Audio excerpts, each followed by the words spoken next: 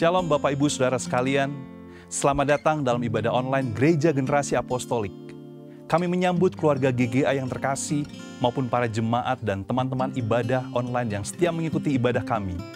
Dan bagi Anda yang baru pertama kali mengikuti ibadah kami ingin berkenalan dengan Anda. Di layar kami tertera link FTV yang dapat Anda isi. Dan tim kepemimpinan kami dengan senang hati akan berkenalan dengan Anda. Bagi Anda yang memiliki anak yang berusia prasekolah sampai kelas 6 SD, dapat mengikuti ibadah online anak kami di setiap hari Minggu jam 11 siang melalui Zoom. Bagi Anda yang memiliki anak yang berusia SMP sampai kuliah semester kedua, dapat mengikuti ibadah online remaja kami di hari Sabtu jam 5 sore melalui Zoom. Dan jangan lupa Bible Study dengan Pastor Indri Gautama setiap hari Kamis jam 5 sore dan hari Sabtu jam 12 siang. Saat ini kami juga ingin mengajak Anda, apabila Anda memiliki permohonan doa, tim kepemimpinan kami dengan senang hati akan mendoakan Anda.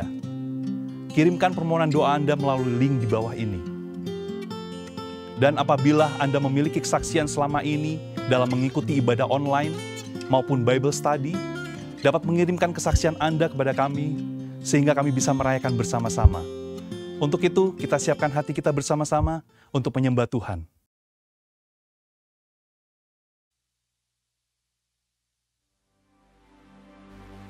Hai semua, mari kita merayakan kebangkitan Tuhan kita.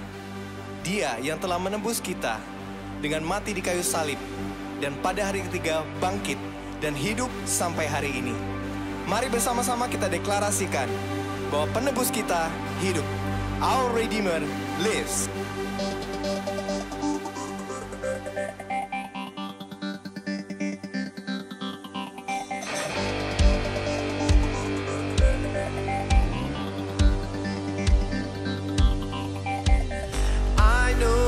Rescue my soul, His blood cover my sin. I believe,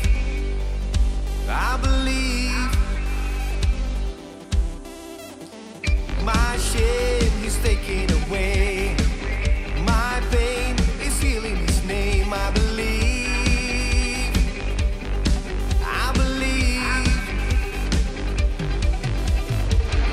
I'll raise a banner.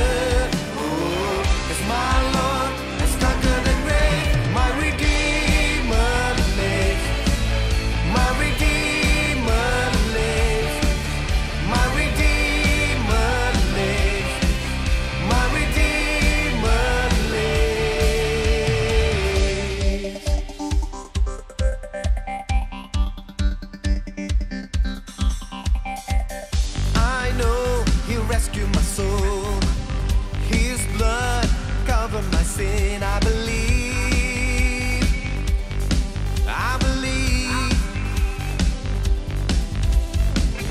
my shame is taken away, my pain is healing His name. I believe,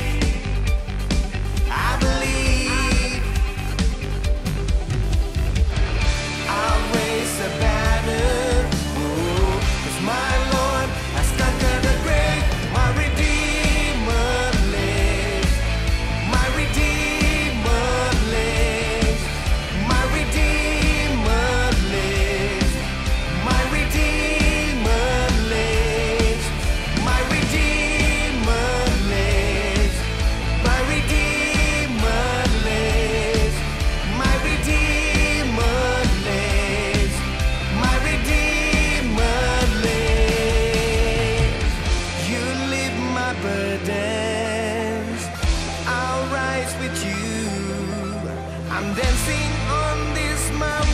To see your kingdom come.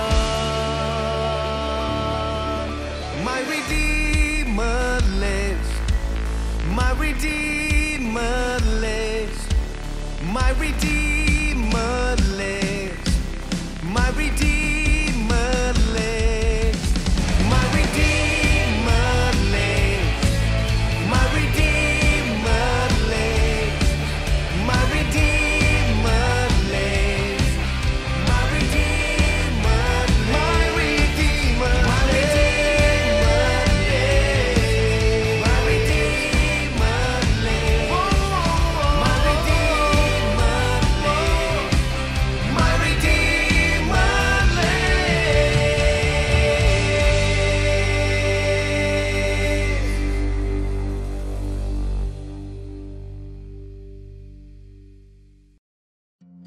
Dan saat ini kita akan berikan persembahan yang terbaik buat Tuhan, sesuai dengan firman Tuhan dalam 2 Korintus 9 ayat 6, yang mengatakan, camkanlah ini, orang yang menabur sedikit akan menuai sedikit juga, dan orang yang menabur banyak akan menuai banyak juga. Jangan lupa buat Bapak Ibu sekalian yang memberikan persembahan persepuluhan untuk Tuhan,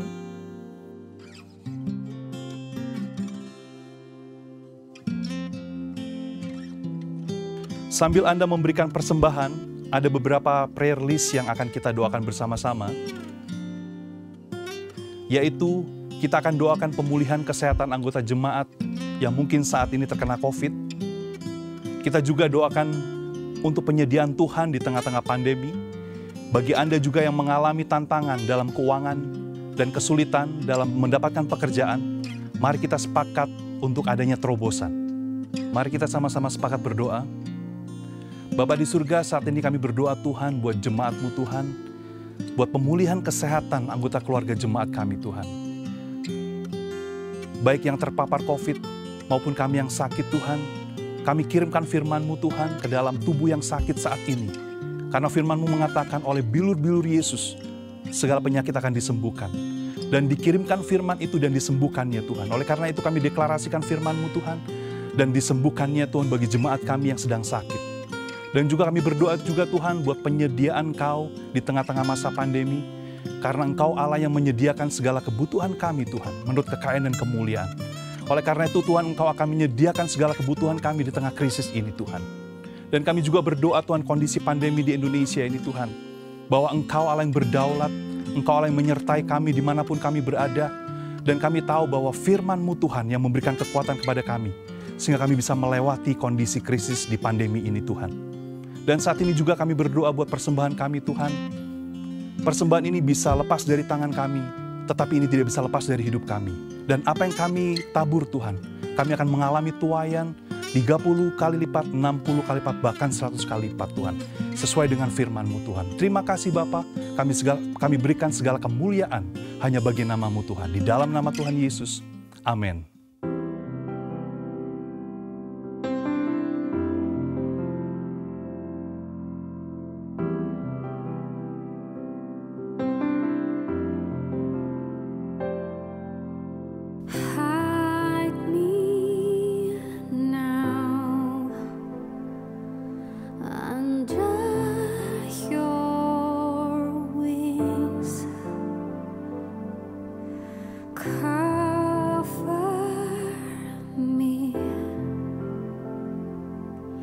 Within your mighty hand, when the oceans rise and thunders roars, I will soar with you above the storm.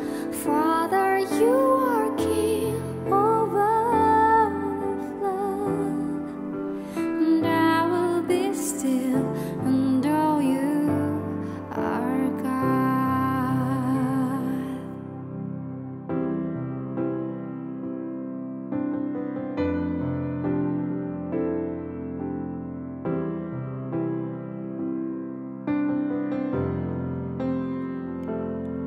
Find rest, my soul,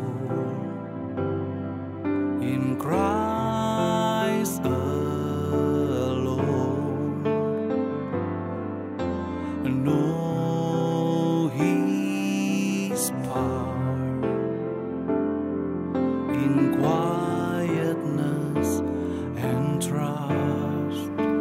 When the oceans rise and thunders roar, I will soar with you above the storm. Father, you are King over the flood, and I will be still and know you are God. When the oceans rise and thunders roar, I will soar with you above the storm.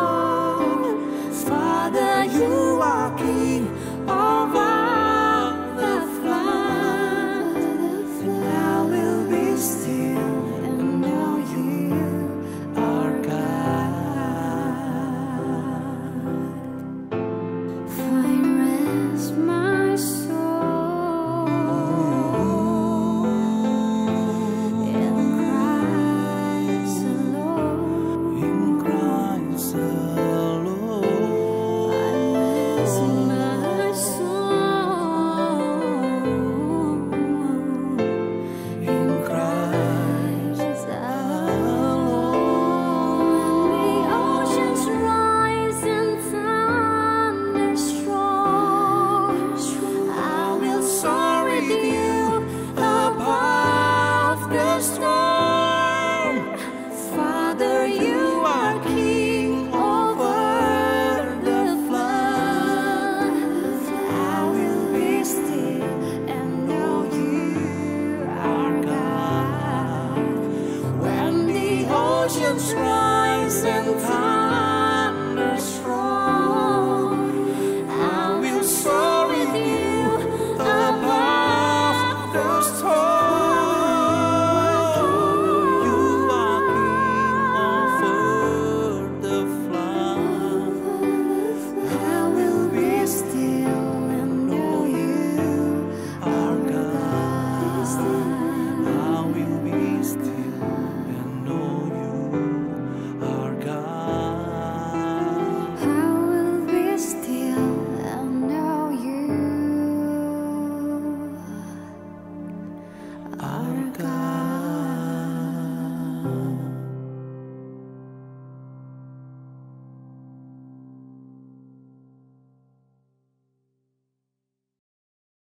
Shalom semuanya. Is it a beautiful song? Lagu yang luar biasa untuk memulai di musim di mana peningkatan Omikron sungguh-sungguh melanda seluruh Jabodetabek dan juga seluruh Pulau Jawa sampai Bali. Kita lagi masuk ke PPKM level 3 kembali. Saya percaya dan saya tahu berapa banyak dari Anda yang sedang mengalami gejolak emosi, kesedihan, karena keterbatasan lagi. Anda mungkin sedang di tengah-tengah badai. So let's just stand up. Mari kita undang Anda berdiri semua dimanapun Anda berada, di rumah Anda. And just bring out our emotion to God. Bawa emosi kita kepada Tuhan. Banyak gejolak, banyak badai, banyak ombak besar sedang menerpa. We are not in a smooth sailing. Kita tidak lagi berjalan di tempat ombak yang tenang. But there is a deep place. Seperti saya sudah bagikan minggu lalu, ada tempat yang paling tenang di atas ombak di permukaan yang menggelora. Tapi ada tempat yang dalam sekali. Itu di dasar lautan, di dasar samudra yang tidak kerasa adanya badai mengamuk. Come, let us come to that place. Mari kita sama-sama katakan. When the ocean rise and thunders roar, I will soar with you above the storm.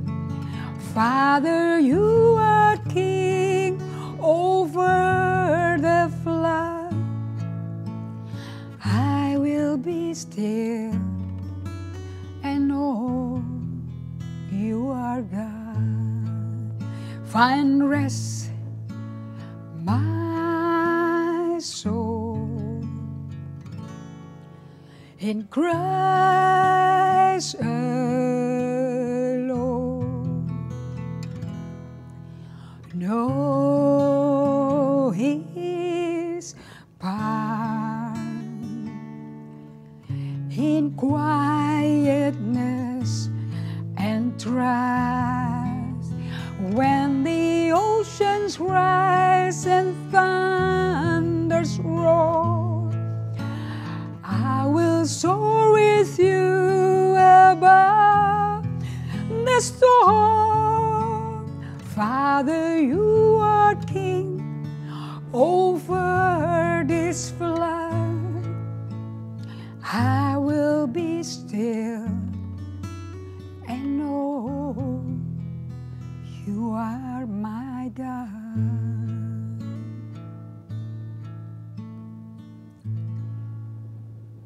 Bapa kami yang ada di surga, Bapa kami yang kami kasihi, Kau Bapa yang mengasihi kami lebih dari kemampuan kami mengasihi Engkau.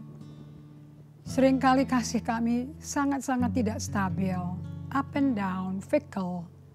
Tapi kasih-Mu kekal sampai selamanya. Kasih-Mu abadi. Kasih-Mu, kasih setia-Mu tak berkesudahan. Buat kami semua di tengah hidup yang penuh gelora, yang sedang mengalami badai, krisis saat ini. Buat kami menemukan ketenangan di jiwa kami. Sehingga kami bisa mendengar Tuhan berbicara. Kami tidak mau dengar suara musuh. Kami mau dengar suara-Mu Bapa. Karena satu firman dari Tuhan merubah segalanya. Terima kasih untuk hari ini. Terima kasih untuk pagi ini. Urapi hati yang mendengar apa yang Roh Kudus katakan. Urapi bibir tanah liat ini. Kami berjanji memberikan hormat, pujian, kemuliaan hanya bagimu. Di dalam nama Yesus Kristus. Amin. Well, hari ini saya mau bagikan pada Anda, pada waktu badai menerpa, samudra mengamuk, guruh guntur, menggelora, menakutkan. Apakah jiwa kita akan terbang tinggi mengatasi semua badai itu? Apakah kita kenal Bapa? Apakah ini waktu di tengah-tengah badai apapun? Mungkin karena pandemi. Mungkin karena pandemi kita jadi tahu situasi kesehatan mental, kondisi hati kita seperti apa. Mungkin kita panik, tidak bisa tentram. Kita pakai waktu ini untuk mengenal Allah sebagai Abah, Bapa. Tidak saja dia Papa dan dia minta dipanggil Papa. Tapi dia juga Raja atas segala badai di samudra kehidupan kita. Dan apakah jiwa kita sesuai Yesaya 30 ayat 15. Jiwa kita bisa tenang dan tentram. Di situ letak kekuatan kita. Kalau kita bertobat, berbalik ke Tuhan. Di situ letak keselamatan kita. Badai boleh menerpa, but can we be strong? Can we be safe? Kita bisa menghadapi hari esok bersama Tuhan yang menopang kita. Sebab orang benar bisa jatuh, tapi tidak tergeletak karena tangan Tuhan menopang kita. Amin. So hari ini saya mau bagikan kepada Anda pada waktu kita gentar, goyang, goyah iman kita, emosi kita hancur, remuk. What do we do?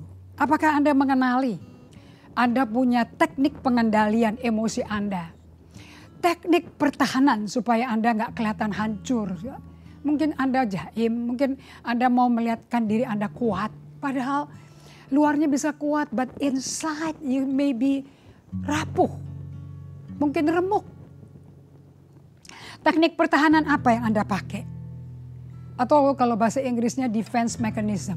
Mekanisme defense apa yang Anda pakai? What is your defense shield yang Anda pakai? Karena ini mempengaruhi whether you be healed, Anda sembuh, Anda lepas, atau Anda malah terbelenggu depresi dan stres. Saya percaya Anda gak mau mengalami stres dan depresi, sampai gak bisa tidur, sampai mesti mengkonsumsi obat penenang. I don't believe you want that. Because we serve a living God. Kita ingat lagu, saya senang sekali kalau lagu Paskah saya nyanyikan lagu ini. And because he live, I can face tomorrow. Because he live, all fears is gone. Because I know he holds my future. And life is worth the living just because he lives. Pastor Edmund Chan berkata, are you future ready? Apakah Anda siap menghadapi masa depan? Apakah Anda siap untuk masa depan? Dengan adanya pandemi yang terus berkesinambungan ini. Are you future ready? Because things gonna get worse. Sebab kita ini di tengah-tengah nubuatan Yesus di Matius 24. Bahwa penderitaan akan menimpa kita. Seperti sakit wanita bersalin, demikianlah kita menyongsong hidup baru bersama Yesus. Kedatangan Yesus kedua kali will go through trial, through pain, through suffering. Kenapa? Sama kayak wanita bersalin. Sebelum lihat baby, wanitanya sakit. Mamanya mulus-mulus, tapi beda sama mulus karena salah makan, you know. And kontraksi, demi kontraksi ada yang 1 jam, ada yang 1 harian penuh. Kepala mesti diindus. All kind of things that mother goes through. And Yesus berkata, so is kedatanganku yang kedua kali. Hidup kita akan mengalami banyak penderitaan. God is molding your character. Allah membentuk karakter kita. Nah kalau Anda mau karaktermu dibentuk menjadi serupa Kristus di tengah badai yang menekan, menerpa, menakutkan ini. Stormy life. Goncang. Apa yang rasanya enak stabil tiba-tiba jadi rocking the boat. Kapal Anda tergoncang-ganjing. How do you respond? Teknik pertahanan adalah teknik untuk melindungi diri kita dari rasa sakit. Nggak banyak orang suka rasa sakit. Tapi kalau Anda sudah mengikuti Bible study saya 2 tahun lebih, Anda mengikuti pelajaran setiap hari Minggu. You know, di tengah-tengah kesakitan ini, rasa sedih, you are learning to get to know you. Anda akan mengenal dirimu. Apakah Anda pakai defense mechanism? Do you build naturally defense shield? Perisai pertahananmu? Atau you are following adopting Jesus style? Atau Anda mengadopsi caranya Yesus pada waktu dia menghadapi pengkhianatan daripada Yudas. Waktu dia menghadapi disangkal Yesus 3 kali. Waktu dia diolok-olok di kayu salib. Disuruh turun supaya buktikan dia anak Allah. How do you respond? Are you responding like Jesus? Atau kita berontak, marah, hostile? How are we doing it? Kalau di anak-anak, ternyata anak-anak kecil, you know, saya senang sekali mendengarkan Joyce Meyer. Dan kalau Anda mendengarkan masa kecilnya dia, you know, hundreds of time orang tuanya sendiri, ayahandanya yang memperkosa dia. Termasuk teman tetangganya, hundreds of time. And Joyce Meyer menulis di bukunya Beauty for Ashes. Anda bisa beli bukunya maupun rekaman. Saya punya masih kaset, you know. Saya percaya anak-anak generasi Z nggak tahu kaset itu apa. Walkman juga nggak tahu ya. Anyway, dia berkata bahwa saya itu kagum bagaimana dia masih bisa bertahan hidup. Even memimpin papahnya itu lahir baru. Memimpin mamanya yang ketakutan. Terterrorize by the husband, you know. Tidak tahu bagaimana menghadapi kehidupan ya suaminya memperkosa anaknya. And look at Joyce today. Bukankah dia menyelamatkan banyak perempuan-perempuan yang mengalami sexual abuse dari kecil? So we want to make sure that Anda mengerti bahwa ternyata Tuhan kasih. This is God-given gift. A defensive wall. Anak kecil-kecil itu, Anda bisa baca bukunya Joyce Meyer ya, please.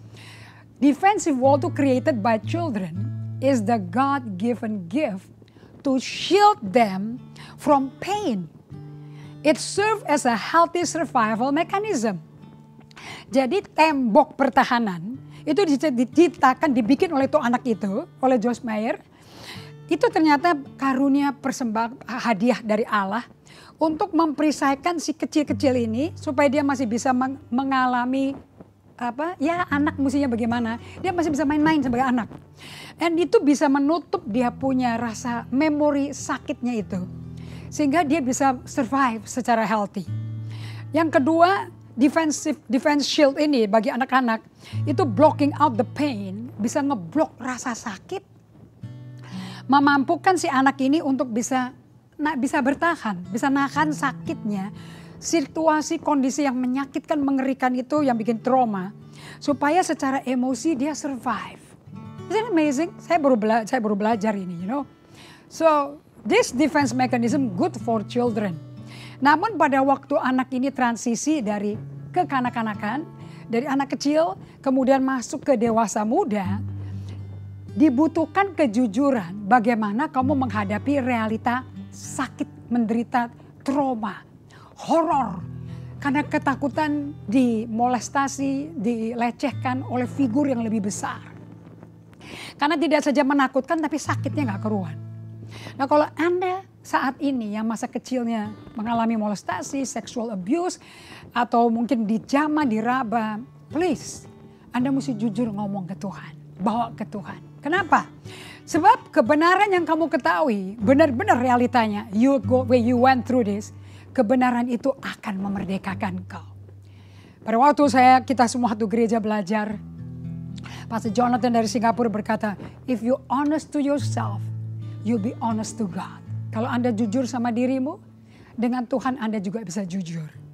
Nah teknik pertahanan dari usia anak-anak ini memang harus dihadapi. You need to face it head on. Hadapi pada waktu Anda mulai remaja, hadapi dengan jujur. Jika mau bertambah sehat emosinya dan mau bertumbuh rohaninya, you need to be truthful. Nah biasanya pertahanan yang sudah spontan, sudah latah atau sudah natural, manuver-manuver defensifnya dari defense mechanism ini atau defensive wall ini, pada waktu Anda masuk ke usia remaja, untuk memprotek rasa sakitnya Anda lagi. Di usia remaja udah gak bisa lagi. Anda ngeblok rasa sakit ini, ditutup-tutupi terus. It will affect you spiritually sama emotionally. Bahkan nanti kalau menikah, you have disaster in your marriage. Nah, di sini ada macam-macam pertahanan diri yang umumnya kalau belum mengerti pelajaran emotionally healthy spirituality, spontan kita akan seperti ini. Kalau ditanya ada khotbah mengenai sexual abuse, physical abuse, verbal abuse, mungkin ada reaksi fisiknya bisa nahan atau kabur atau keluar nggak mau dengerin, atau tetap ada di situ. Kemudian kakak adiknya mungkin nengok, tapi Anda berkata itu Anda sedang melakukan denial, Anda menyangkal diri, enggak ada apa-apa lagi. Itu kan dulu waktu kecil, sekarang enggak. That's denial. Atau Anda bisa meminimalisasikan, disepelekan, diperkecil isunya. Ah, kayak gitu aja gak apa-apa. Melalui kelahiran baru, baptisan Roh Kudus, aku dilepaskan. Now that's minimizing. Memang Anda akui ada problem itu, tapi dibikin kayak gak terlalu serius. This is so dangerous, karena Anda gak being honest, Anda gak jujur. Nomor 3, oh you blame others. Saya begini gara-gara dia. Saya begini. Anda menolak bertanggung jawab, berkata, yes. Aku bertanggung jawab kepada lukaku, rasa sakitku, trauma yang menghantui aku. I admit aku memilikinya. Dan I'm responsible to bring my pain to God. Kalau Anda bisa bertanggung jawab seperti ini, you be set free. Atau you blame yourself. Memang aku gak layak, aku perempuan najis. Aku orang yang gak beres. Anda menganggap diri, Anda bikin pembenaran diri. Anda berkata, ya memang aku orang gak layak lah. Ya memang aku percuma. And kalau Anda seperti ini, Anda bisa akhirnya larinya ke alkohol. Anda bisa lari pergi ke perbuatan-perbuatan yang kepelacuran. Anda menjadi hidup dalam free sex, pornografi. Memang ini semua salahnya aku kok. Ini semua salahnya aku karena mami gak mampu menjaga saya. Jadi ini semua terjadi. Ini Joyce Meyer mengalami pergumulan emosi seperti ini. Yang kelima, atau Anda bikin dirasionalisasikan. Well, ini seperti ini karena kondisi keluarga kita. Latar belakang papi saya, nenek moyangnya begitu ternyata. Oke, terus dia bikin alibi, membenarkan diri. Memang udah ada di DNA-nya. Nah, ini namanya merasionalisasikan. Berikutnya kita mengintelektualisasikan. How do you intellectualizing this? Kita kasih teorinya, analisanya. Umumnya ini efek daripada orang-orang yang kena Perang Dunia Kedua. Mereka akan ngalami seperti ini. Jadi ngalami emosi yang susah, kesadaran diri nggak ada, pokoknya diteoriin, benar-benar diilmuin gitu loh, you know. Memang situasiku ya memang buruk, tapi dibandingin orang lain oke lah. Oke, aku bisa mengerti kok kenapa ini terjadi. Yang ketujuh, kita orangnya jadi easily distracted. Kalau orang pas ngomongin topik ini, kita ganti topik lain. Supaya dihempaskan, nggak usah deh ngomong gini-ginian. Ada topik positif loh, kita ngomong yang positif aja. Atau Anda menjadi begitu dengar beritanya, marah langsung, gebrak meja, berdiri. So, this is naturally tanpa Yesus atau sudah lahir baru, berbahasa roh, sudah pernah pelepasan bahkan. You still have automatic reaksi seperti ini. Anda yang mana? Lebih banyak memarah, hostile atau yang mana? Mari kita melihat bagaimana Raja Daud. Pada waktu dia dihardik karena dia berzina dengan Batsheba, istri dari tangan kanan yang paling mencintai Daud. Panglima peperangannya Daud yang loyal sekali. Istrinya dengan otoritas raja dia, kuasa sebagai raja, dia minta dipanggil datang ke istananya dia. Terjadilah persetubuhan di antara kedua. Kemudian kejadian ini gak ada yang tahu. Tapi Anda tahu gak kalau Tuhan tuh tahu? God knows. Apa yang rapi ditutup-tutupin. Apalagi dia pakai posisi raja. Siapa yang berani korek-korek? Seorang raja. And tidak ada yang tahu. Pegawai gak ada yang tahu. Siapapun gak ada yang tahu. Tapi Tuhan tahu. Tuhan utus Nabi Nathan menghardik Daud. 2 Samuel 12 ayat 1 sampai 12 dan 14. Tuhan mengutus Nathan kepada Daud. Kita mau lihat defense mechanism apa yang dipakai sama Daud. Ia datang kepada Daud dan berkata kepadanya, ada 2 orang loh dalam suatu kota yang seorang kaya, seorang miskin. Si kaya mempunyai sangat banyak kambing domba dan lembu sapi. Si miskin tidak mempunyai apa-apa. Anda buka Alkitab Anda ya. Selain dari seekor anak domba betina yang kecil, seekor saja. Yang dibeli dan dipeliharanya. Anak domba itu menjadi besar padanya bersama-sama dengan anak-anaknya. Makan dari suapnya, minum dari pialanya, tidur di pangkuannya. Seperti seorang anak perempuan baginya. Lalu Daud menjadi sangat marah karena orang itu, dan ia berkata kepada Nathan, demi Tuhan yang hidup, orang yang melakukan itu harus dihukum mati. Dan anak domba betina itu harus dibayar gantinya 4 kali lipat karena ia telah melakukan hal itu dan oleh karena ia tidak kenal belas kasihan. Kemudian berkatalah Nathan kepada Daud, engkaulah orang itu. Beginilah firman Tuhan. Anda saya perkenalkan ya, prophetic minister. Ini nabi, beneran nabi. Bukan cuma kata-kata nubuat. This is the prophet of the nation. Allah Israel. Beginilah firman Tuhan Allah Israel. Allah negara Israel. Akulah yang mengurapi engkau menjadi raja atas Israel. Akulah yang melepaskan engkau dari tangan Saul. Telah kuberikan isi rumah tuanmu kepadamu. Istri-istri tuanmu ke dalam pangkuanmu. Aku telah memberikan kepadamu kaum Israel dan Yehuda. Ini seluruh Israel, Yerusalem dan Samaria. Dan seandainya belum cukup, tentu kutambahkan lagi ini dan itu kepadamu. Mengapa engkau menghina Tuhan dengan melakukan apa yang jahat di matanya? Uria orang Het itu, kau biarkan ditewaskan dengan pedang. Istrinya kau ambil menjadi istrimu. Dan dia sendiri telah kau biarkan dibunuh oleh pedang Bani Amon. Oleh sebab itu pedang tidak akan menyingkir dari keturunanmu sampai selama-lamanya. Karena engkau telah menghina aku dan mengambil istri Uria orang Het itu menjadi istrimu. Beginilah firman Tuhan, bahwasanya malapetaka akan kutimpakan ke atasmu yang datang dari kaum keluargamu sendiri. Aku akan mengambil istri-istrimu di depan matamu dan memberikannya kepada orang lain. Orang itu akan tidur dengan istri-istrimu di siang hari. Sebab engkau telah melakukannya secara tersembunyi. Tapi aku melakukannya hal itu di depan seluruh Israel secara terang-terangan.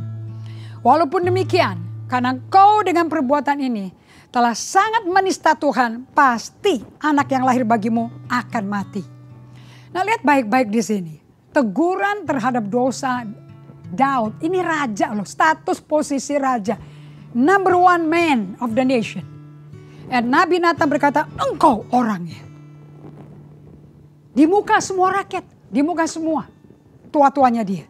Kamu memang lakukan diam-diam tersembunyi, ayat 12. Tetapi aku menghukum kau terbuka di muka umum secara terang-terangan. Dan karena kau menista aku. Remember this, segala dosa yang kita lakukan, yang dicoreng, yang dicemarkan itu Tuhan. Bukan manusia. Understand every single thing that you do. Pikirkan dahulu. Apakah Anda sedang menista Tuhan? Melawan Tuhan? Amin, ini deskripsinya clear sekali kan. Bahkan namanya Bathsheba, suaminya Bathsheba jelas disebut. Waktu Daud menerima semuanya ini. How did he respond? Bagaimana dia respon? Kita lihat di Mazmur 51. Responnya Raja Daud waktu dihadik Nabi Nathan belak-belakan terang-terangan. Nabi Nathan tidak benci Daud loh. Nabi Nathan tuh membawa pesannya Tuhan untuk Daud. Supaya hubungan Daud sama Tuhan kembali. Kembali rekonsiliasi. Karena dosa memisahkan kita dari Allah, bukan? Yang dosa itu upahnya maut. And Daud berkata di Mazmur 51 ayat 3, dia nangis. Bayangin ini seluruh Israel. Menyanyikan pertobatan Daud. Setiap tahun di Israel sampai hari ini. Kasihani aku ya Allah menurut kasih setiamu.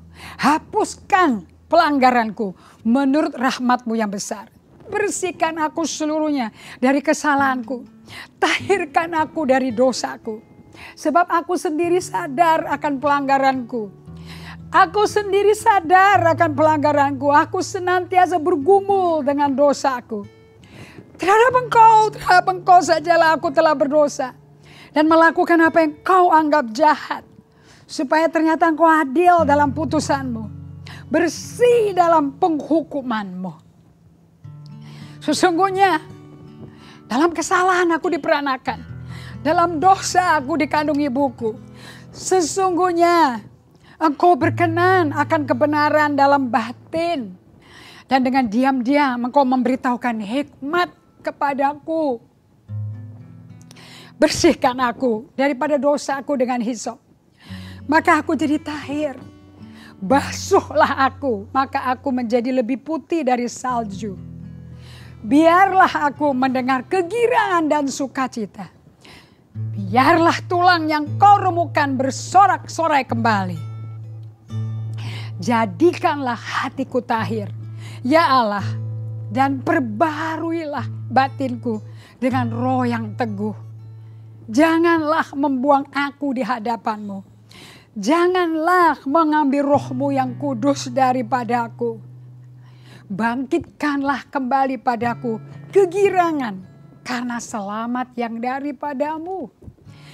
Lengkapilah aku dengan roh yang rela. Maka aku akan mengajarkan jalanmu kepada orang-orang yang melakukan pelanggaran. Supaya orang-orang berdosa berbalik kepadamu. Ya Tuhan, bukalah bibirku supaya mulutku memberitakan puji-pujian kepadamu. Ayat 18. Sebab engkau tidak berkenan kepada korban sembelihan. Sekiranya ku persembahkan korban bakaran, kau tidak menyukainya. Korban sembelihan kepada Allah ialah jiwa yang hancur, hati yang patah, hati yang remuk, tidak kau pandang hina, ya Allah. Saya mau tanya pada Anda semua, bagaimana Daud meresponi, raja meresponi hardikan Nabi Nathan dengan firman Allah fresh, God speaking to him. Bagaimana Raja Daud meresponinya? Marah sama Nabi Nathan seperti raja-raja Israel lainnya? Anda kalau baca kitab raja-raja, ada nabi palsu Hanani selalu ngomong yang bohong. Sementara Nabi Mika mengatakan yang benar, ditampar sama raja-raja sana. Gak semua orang bisa menerima nubuat loh. I pray. Hatimu remuk, kuncinya di sini. Hatimu patah dan remuk. Karena hati yang seperti ini berkenan pada Tuhan. Sehingga waktu nubuatan pesan itu firman Allah Israel yang hidup berbicara. You know God is speaking to you. You know. Dari doa Mazmur 51 Anda melihat.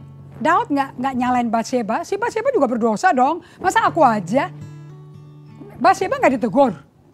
There's no self-blaming. There's no other people blaming. Daud nggak menyalahkan diri. Daud nggak menyalahkan Batseba. Kan dua-duanya mau sama mau. Nggak ada ngomong seperti itu. Atau membuat rasionalisasi. Atau denial. Siapa? Enggak. Malah Daud berkata, siapa orang itu? Kamu orangnya. Karena waktu sebelum dia kasih tahu Nathan kamu orangnya, dia bilang apa? Tangkap orang itu, suruh dia kembalikan 4 kali lipat apa yang dia curi.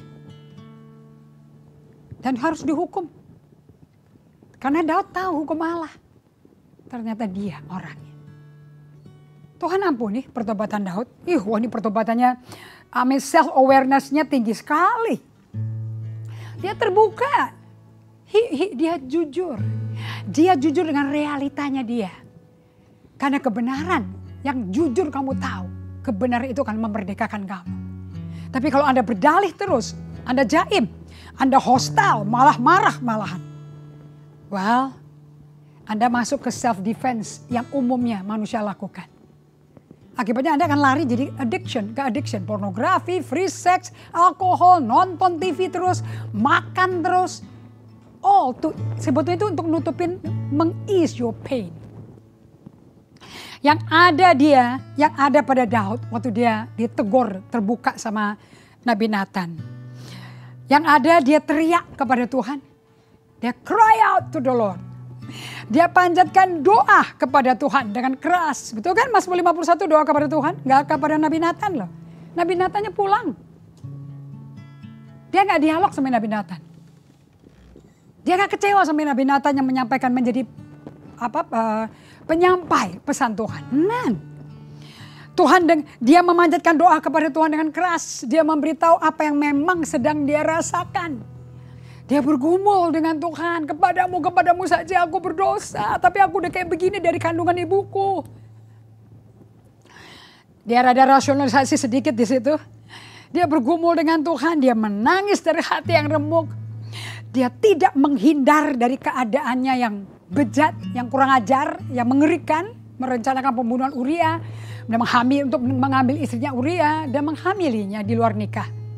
Keadaan yang buruk dia bawa ke Tuhan, menghadap Tuhan secara langsung. Ketika kita tidak memproses di hadapan Tuhan semua perasaan yang menjadikan kita manusia. So apa yang dilakukan Daud? Dia tunjukkan realita kemanusiaannya. Perasaan yang menjadikan kita manusia, perasaan kayak apa sih? Ada rasa takut, sedih, marah, gak terima.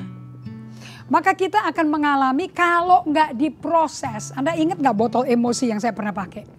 Anda akan mengalami kebocoran emosi.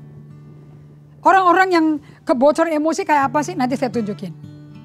Sekarang saya mau tanya pada Anda. Apakah gereja dipenuhi orang Kristen yang mengalami kebocoran emosi? Waktu dengar berita buruk, berita yang menyakitkan, berita yang menyedihkan. Apakah Anda marah? Banting tulang, banting meja, teriak-teriak. Apakah gereja kita penuh dengan Kristen yang mengalami kebocoran emosi? Kalau iya, kenapa? Why? Karena gereja tidak memperlakukan emosi. Memproses emosi bukan bagian psikologi. Ternyata itu adalah bagian utama dari pemuritan. Makanya Getsemani itu penting Anda mengerti. Apa yang Yesus alami di Getsemani penting. Kalau Anda gak mau masuk ke Getsemanimu sampai Anda mati daging, Anda gak akan mengalami kebangkitan Tuhan. Kalau Anda denial seperti Petrus terus, sampai Yesus menyerahkan diri untuk diberikan sebagai korban domba Paskah kepada Yudas yang dijual 30 keping perak. Petrus tetap berperang, enggak, kamu tidak akan mati. Marah-marah Petrusnya, karena dia pikir dia berniat baik loh. Padahal tapi salah. Orang yang denial, minimizing, blaming others, blaming yourself, intellectualizing, distracting, becoming hostile, pendendam, mau balas dendam, mau nyerang, mau demo. Orang-orang seperti itu adalah orang yang sebetulnya lagi bocor emosi.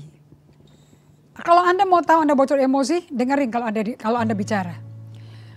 Pada waktu dengar berita buruk, apakah Anda jadi pasif agresif? Ini marahnya belakangan. Meledok langsung. Atau ada kata-kata yang keluar dari mulut Anda sangat-sangat sarkastik. Ucapannya sarkasme. Ketiga, mungkin nada suaramu gak enak didengar. Keempat, diam terus, gak mau bicara sama sekali. Kalau Anda begini ekspresinya, Anda sedang mengalami emotional leak, kebocoran emosi. Saya mau tanya pada Anda pagi hari ini, emosi apa sih yang ada di keramahanmu kalau datang ke ibadah? Kita akan masuk ke hybrid ya, kebaktiannya ya. Waktu offline, nanti LCI kita bertemu offline. Waktu Anda ketemu online, apakah Anda tetap ramah, ceria, lincah, penuh hormat? Di bawah itu ada apa ya sebetulnya ya? Sangat polite. But you can be another person. Kalau Anda mau ngecek apakah Anda ada bocor emosi apa enggak, jangan tanya sama orang yang jarang ketemu sama Anda. Jangan tanya sama pegawai yang jarang kerja sama Anda, bukan divisi Anda. Tanya sama orang yang paling dekat dengan Anda. Dengan orang yang paling dekat, you can see bocor emosinya itu keluar semua. Berduka tidak mungkin tanpa memperhatikan emosi marah dan sedih. Orang kalau berduka ada sedih, ada marahnya. Saya udah belajar ini, saya kenali diri saya semenjak 2016. 2015 akhir tahun September sampai sekarang, kalau sampai ada kedukaan, definitely ada marah dan ada sedih. Justru yang sedih sama marah itu yang perlu Anda bawa ke Tuhan. Seperti Ibrani 5 ayat 7 Yesus katakan itu. Dan ini waktunya kita praktekkan. Ini khotbah saya selama setahun, 2 tahun ini di Bible Study. nggak bisa didengerin begitu aja, harus dipraktekin. Because otherwise Anda nggak akan mengalami seperti Mazmur 51 pertobatan murni yang saya pelajari. Karena Daud berkata, aku mau ajarkan orang loh jalan keselamatan ini. Bahwa orang yang betul-betul mengalami pertobatan murni, hasilnya apa? Anda akan bersorak-sorai, Anda akan bersuka cita, Anda akan bahagia, itu keluar. Coba ya, kita buka ya. Di Mazmur 51. Ini patokan Anda udah bertobat apa belum sih? Kalau masih berduka terus belum selesai pertobatannya. Dikatakan di sini bahwa ayat yang ke-16, 17. Lepaskan aku dari hutang darah, ya Allah. Allah keselamatanku, maka lidahku akan bersorak-sorai memberitakan keadilan. Jadi lidahmu tuh bisa kayak keikat loh. Kalau Anda belum proses emosimu. Buka bibirku, bibirnya gak mau kebuka. Suruh nyanyi muji Tuhan gak bisa. Supaya mulutku memberitakan puji-pujian kepadamu. Biarlah yang bernapas memuji Tuhan bukan? Tapi kalau Anda lagi keikat lidahnya, bibir ketutup. Saking, ini kan Daud ditelanjangi dosanya di muka umum loh. Dan lihat bagaimana reaksi dia. Dia tersungkur di kaki Tuhan. Sama kayak Yosafat di 2 Tawarikh 20. Waktu 3 negara aliansi bergabung, Moab, Seir, Amon, tiba-tiba menyerang Israel, menyerang Yehuda, laskar yang besar. Dan Yosafat menjadi takut, kemanusiaannya dikeluarin. That's how you become like Jesus. Sisi kemanusiaannya dilihat. Yosafat menjadi takut di 2 Tawarikh 20 ayat 3 ya. Lalu mengambil keputusan sebagai leader, dia ambil keputusan untuk mencari Tuhan. Bukan, oke, terjadi begini, jadi kita mesti ngapain? Kita mesti ngapain? Kita mesti bikin apa? Kita mesti bikin apa? Cari solusi. No. God's leader, pemimpinnya Tuhan tidak cari solusi. Anda cari Tuhan. Kita nggak mau beresin masalah. Kita cari Tuhan. Dan Yosafat menyerukan kepada seluruh Yehuda supaya berpuasa. This is the time to humble ourselves and fast. Kita puasa. Kalau enggak Anda hostile. Dan Yehuda berkumpul untuk meminta pertolongan daripada Tuhan. Dan mereka datang dari semua kota di Yehuda untuk mencari Tuhan. What about you? Daud di Mazmur 51 dia cari Tuhan. Dia gak cari masalah. Dia mencoba menutup-nutupi sebelum Nathan datang. Ditutupi dengan rapi. Inteleknya tajam, pinter sekali. Namun pada waktu Nabi Nathan datang. Nabi Nathan datang membawa firman Allah. Bukan mau mempermalukan Daud. Tapi meluruskan Daud dari miring, menyimpang. Kembali sadik kepada Allah. Kembali benar di hadapan Allah. Kembali doing and being right with God. Matius 6 ayat 33 dari Amplified Version. Seek first the kingdom of God and all its righteousness. With all his doing and being right.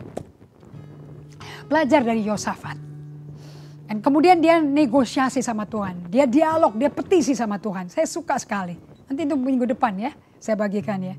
Dan dia berkata, bukankah engkau? Dan dia juga berkata, bukankah engkau Allah? Kemudian dia tanya lagi, tidakkah engkau? I really like that way he prayed. Kalau gereja nggak memperlakukan ini sebagai hal yang pembentukan karakter dan pemuritan bagi emosi Anda, wow, Anda nggak akan bertumbuh di tengah situasi berat seperti ini. Anda akan depresi. Apakah Anda suka jaim dengan kondisi emosi Anda di muka umum? Apakah Anda menutupi semua perasaan yang menyulitkan Anda ini? Berat, aku nggak kuat menghadapi ini. Yosafat mengatakan yang sama juga. Dia berkata kepada Tuhannya. Di 2 Tawarikh 20. Dan Yehuda berkumpul untuk meminta pertolongan daripada Tuhan. Mereka datang dari semua kota di Yehuda untuk mencari Tuhan. Yosafat berdiri di tengah-tengah jemaat Yehuda dan Yerusalem di rumah Tuhan di muka pelataran baru. Di ayat yang ke-12. Ya Allah kami, tidakkah Engkau akan menghukum mereka karena kami tidak punya kekuatan. Aku lemes dengarnya kayak begini. Untuk menghadapi laskar begini besar yang datang menyerang kami. Kami nggak tahu apa yang harus kami lakukan. Tapi mata kami tertuju padamu. That's it. Percaya bahwa Allah Tritunggal sanggup menemui Anda dalam kondisi emosi paling burukmu. Dia Abah Bapa, bukan hakim yang kejam. Saya suka lagunya Abah Bapa, Abah Bapa. Anda mesti menyanyi seperti ini. Mengungkapkan emosimu tapi nyanyi kepada Tuhan. Karena dia bertata di atas pujianmu. Mazmur 147 ayat 3 berkata ia menyembuhkan orang-orang yang patah hati. Dia membalut luka-luka mereka.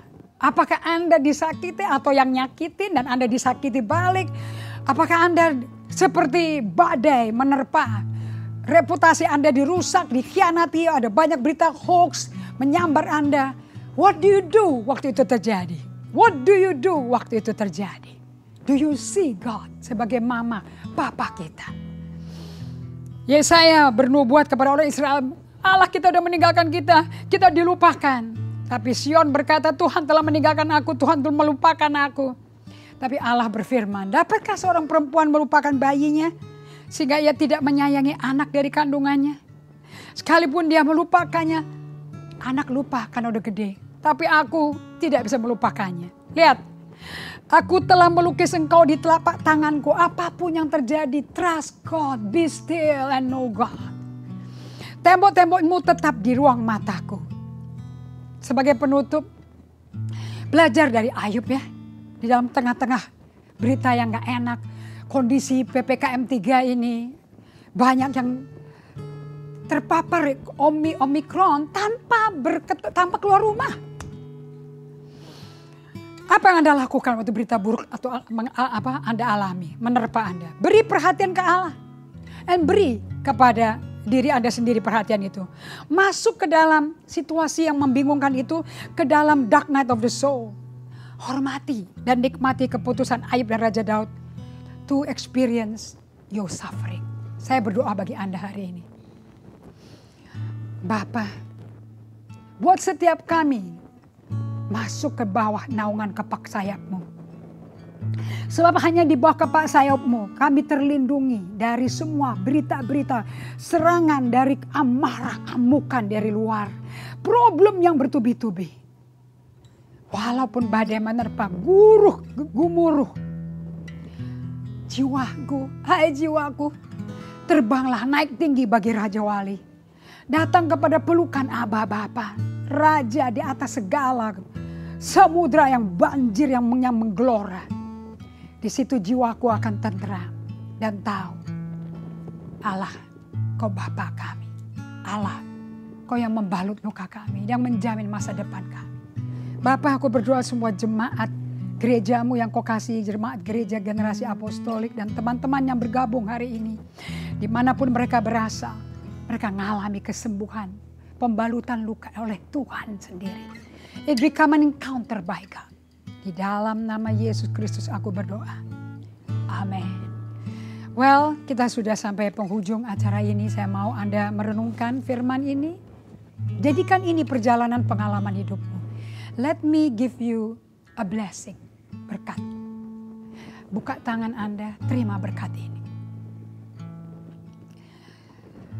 Seperti Kau berkati umat Israel melalui Harun this Aaronic prayer atas perintah Musa, terimalah berkat Tuhan. Tuhan memberkati engkau dan melindungi engkau. Tuhan menyinari engkau dengan wajah-Nya dan memberi engkau kasih karunia-Nya. Tuhan menghadapkan wajah-Nya kepadamu dan memberi engkau damai sejahtera. Terima berkat ini. Bapak, aku meteraikan berkat Allah melalui Harun. Di tengah badai yang menerpa, di tengah ombak amukan, masalah bertubi-tubi menimpa anak-anakmu. Buat mereka bersembunyi di bawah kepak sayapmu. Sehingga wajahmu menyinari mereka, perlindunganmu tersedia. Sehingga kasih karunia-Mu lebih dari cukup melimpah atas mereka.